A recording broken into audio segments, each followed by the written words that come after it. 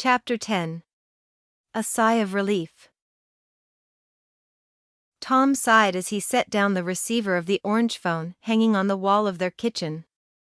He turned to his wife.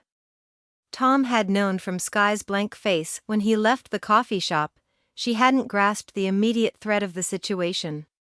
He and Tricia had been ready weeks ago. In his opinion, Sky dragged her feet at his every instruction. Sky had drunken every word of his advice when she had moved to Colton, West Virginia from Ohio for a fresh start. He'd been happy to provide it and taken pride in using his connections to help her get a practice up and running. Tom and Tricia were born and raised in this town, and if they had nothing else, they had connections. Tricia's tender heart and whimsical nature drew people to her like bees to honey. She often gave Sky the answers she needed to the history of the townsfolk. And Tom, in his capacity as sheriff, often worked with Sky through official channels. Tom's practical, no-nonsense nature was offended by Sky's inability to see what was right in front of her. Whether it was her anxiety or the famous Jackson stubbornness, he felt like he wasn't getting anywhere. It's like slapping a brick wall. Like Sky doesn't hear me anymore, or I'm the one that's lost all good sense. How am I supposed to help her if she won't listen to a lick of what I say? Tom looked back at his wife. Sky still isn't getting it. She thinks there's gonna be a cure. She ain't the only one. There's plenty more like her. Tricia's accent was more colorful than Tom's. She'd grown up on the mountain, not far from the Coles and the Baileys. At least, not far in mountain terms. At home, she could be herself even if she had begrudgingly suppressed her musical way of speaking while at college, and during her business endeavors to avoid some harsh teasing.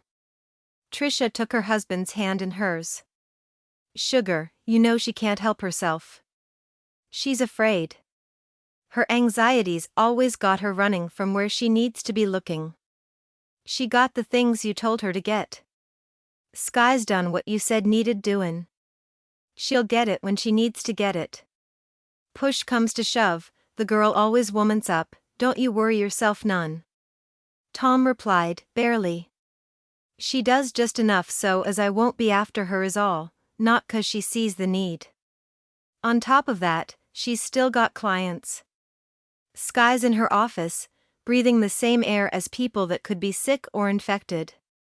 Tom shook his head and ran his hand through his hair. She's taking too much risk. Sky's worried about them. Tricia's voice was calm as she explained, those young uns depend on her, and she don't want to let them down. You know how bad off some of them are. She's the only sane thing they've got. As Tom's anxiety rose, his voice became sterner. I know, but she needs to stop. She can't help anyone if she gets sick. He frowned at the thought of Sky with the AG flu. I'm gonna see her tomorrow. I'll ask her to take a little break till we see how this all sorts out.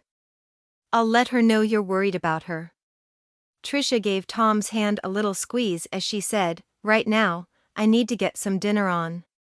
She patted his hand, then let go. As Tricia turned to the stove, the long, red hair cascading down her back shifted. It caught the light and glowed, a sight Tom never tired of. His heart constricted. He worried that the horrors he witnessed outside this house would one day invade it. He prayed the love of his life would survive when it happened. The next day, Tricia stirred a large pot of soup as she waited for Sky to arrive. On a normal day, the two women met for lunch at one of the local restaurants, but Tom had nixed all public appearances for Tricia for the near future. So instead, Tricia asked Sky over for a homemade lunch. Tricia hadn't taken offense at Tom's orders for her to stay put. She was happy to stay safe and sound in her house. Tom let her know what was going on outside these walls, and she wasn't in any hurry to see it herself. The thought of sick people on every corner not only saddened but also frightened her. A few days ago, Tricia closed the doors to all three of her successful Appalachian gift shops, hoping it wouldn't be permanent. While she was still trying to run the online store, the AG flu had brought sales to a standstill. She worried that the business she built from the ground up would never again open. Focusing on today, Trisha hummed to herself and tasted the steaming soup she cooked. When she shook in a little more spice, the deep scent of thyme, basil, and oregano filled the room. Technically soup, she added so many extra root vegetables it bordered on, if not crossed the line, to a stew. Just right. Sky's gonna want the recipe for this one. A sniff of the baking biscuits and a quick glance into the oven told her they were coming right along too. She'd already laid out the table, now she added farm-fresh butter and her own homemade strawberry jam. Trisha brightened when she heard Sky's car coming up the drive and hurried to wash her hands before greeting her. Sky walked in and gave Trisha a smile and a tight hug. The delicious aroma from the kitchen enveloped her. Not only was Trisha an excellent cook, but to Sky's taste, her kitchen was almost perfect. The restful room made her feel as if she'd stepped back in time 100 years, not in a cheap, phony way, but in a real wood and stone way and with updated appliances. On 3 of the walls, stained medium-grained wood cabinets spanned almost floor to ceiling against a beige-painted background. Some cupboard doors were solid wood while others were thick-paned glass. The 4th wall, made of large rocks, held a large fireplace that Tom helped build. From the beamed ceiling in one corner, Trisha had even hung the obligatory herbs that dried on strings. "It smells amazing, Trisha." "And I am starving," Sky said after walking over to the bubbling soup pot and giving it a stir. Trisha lit up and thanked her. Both women finished carrying the food over to the table, and after serving, Trisha sat and asked how Sky's day had gone so far. Sky had sunk her teeth into one of Trisha's extra fluffy angel biscuits loaded with butter. She nodded and took a minute to enjoy the golden goodness, closing her eyes and sighing in pleasure before answering Trisha. "Pretty good until now. I planned on a long lunch with you, then going back to work at my office in town. But my afternoon appointments have all cancelled." Sky fretted as she picked at her nails. "I'm worried they are sick." "Have there been a lot of cancellations from AG flu?" Sky rolled her eyes. "AG flu, short for aggressive influenza. I hate the stupid name the disease control has given it. Like it is just another contagious strain of flu, so they don't panic people. Tom says they're technically doing everything right with all their announcements. They tell us about precautions and what to do if you catch it, but they sure don't get to the point," Trisha said. "The point being your family's gonna die if you don't get medical help. And medical help being quarantine away from your family." She waved her hand in irritation. "They're so afraid of a media backlash over a real quarantine they give a weak message.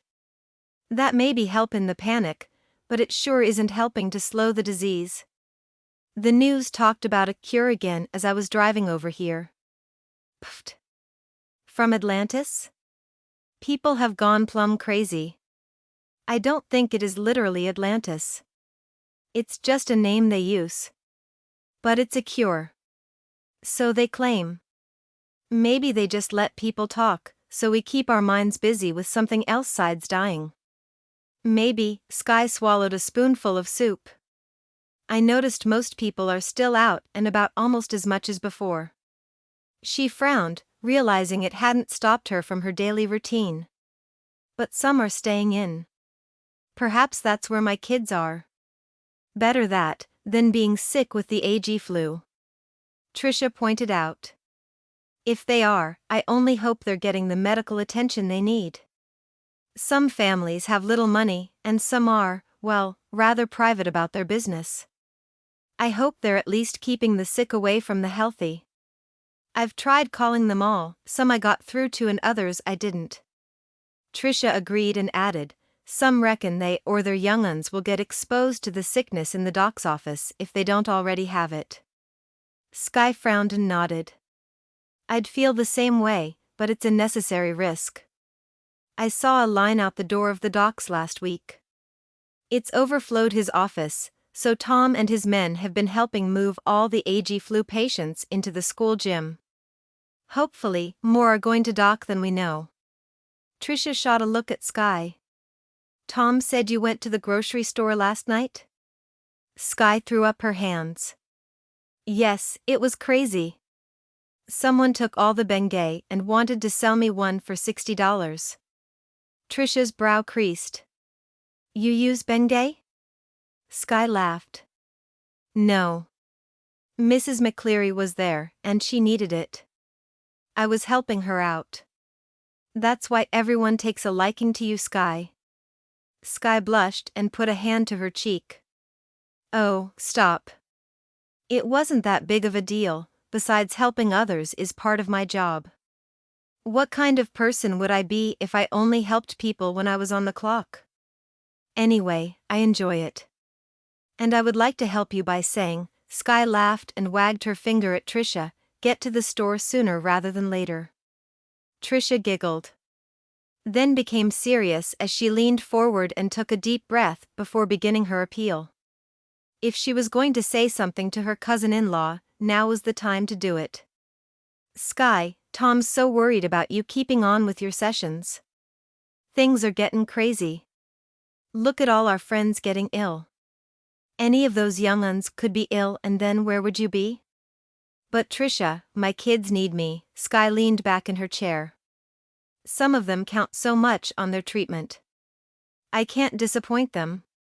Trisha hunted for the right words, then kept it plain and simple. It's just so dangerous. Trisha, I can't stop the appointments, not yet. There will be a vaccine soon, right? I mean, there has to be. And the number of people getting infected has leveled off. I hope so, but Tom says they're lying, that it's getting worse. We want you safe, Sky. Your family. Trisha gave her a warm smile and reached forward to touch Sky on the forearm. I know, you're right. I'll figure out something. Sky made a face. I guess it's time to wear the medical masks during consultations. Tom's head would probably pop right off if he knew I wasn't. Trisha changed the subject. I saw Jesse a few days ago in town. He seemed on his way to school. Now Trisha had Sky's attention. With the threat of the AG flu, Jesse's case had been, and his court-mandated sessions had ended. Sky had done everything she could, but against her advice, the court had sent Jesse home to his father. Sky often worried about him and wondered how the boy was faring. She'd asked Trisha several times if she knew anything about Jesse since he and his dad lived close to her parents. They had always tried to keep an eye out for Jesse when possible. Sky let out a sigh of relief at Trisha's news. Oh, good. How did he look? Okay. Could I used a bit more spit and polish, but he seemed okay, Trisha said. Some of the tension left Sky's shoulders. Have you heard anything?